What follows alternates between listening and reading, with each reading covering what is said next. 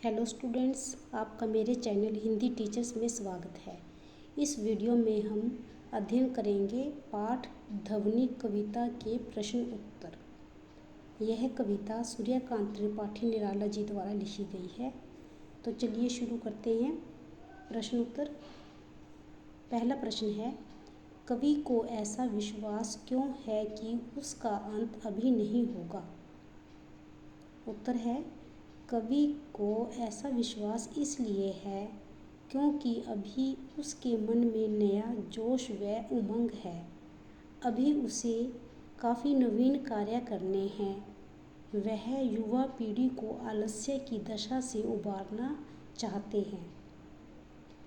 Second question है, फूलों को अनंत तक विकसित करने के लिए कवि कौन कौन सा प्रयास करता है।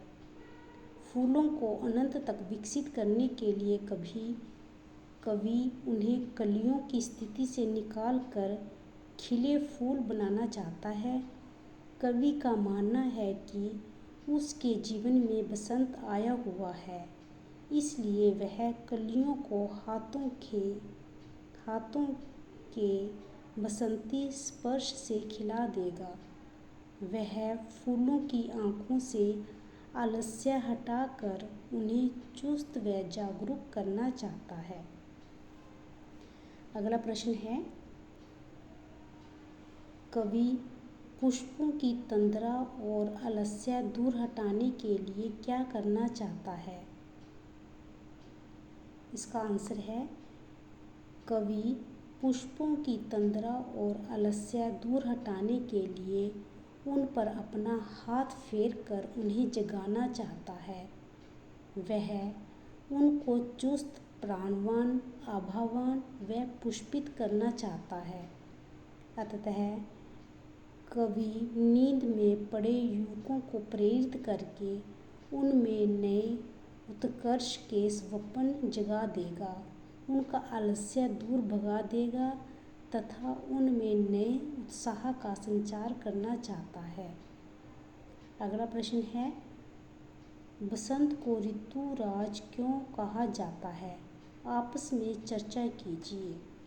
इस प्रश्न का उत्तर है,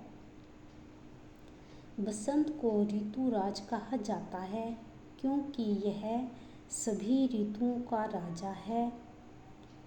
इस ऋतु में प्रकृति पूरे यौवन में होती है। इस ऋतु के आने पर सर्दी कम हो जाती है, मौसम सुहावना हो जाता है। इस समय पंच तत्व अपना प्रकोप छोड़कर सुहावने रूप में प्रकट होते हैं। पंच तत्व जल, वायु, धरती, आकाश और अग्नि सभी अपना मोहक रूप दिखाते हैं। पेड़ों में नए पत्ते आने लगते हैं, आम बोरों से लद जाते हैं और खेत सरसों के फूलों से भरे पीले दिखाई देते हैं।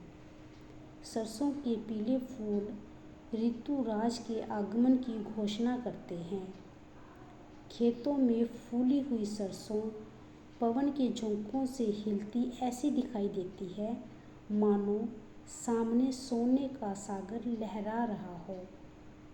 कोयल पंचम स्वर में गाती है और सभी को कुहू कुहू की आवाज़ से मंत्रमुग्ध करती है। इस ऋतु में उसकी छटा देखते ही बनती है। इस ऋतु में कई प्रमुख त्योहार मनाए जाते हैं, जैसे बसंत पंचमी, महाशिवरात्रि, होली आदि। अगला प्रश्न है, बसंत ऋतु में आने वाले त्योहारों के विषय में जानकारी एकत्र कीजिए और किसी एक त्योहार पर निबंध लिखिए। इसका आंसर है, बसंत ऋतु में कई त्योहार मनाए जाते हैं, जैसे बसंत पंचमी, महाशिवरात्रि, होली आदि। तो हम होली पर निबंध लिखते हैं।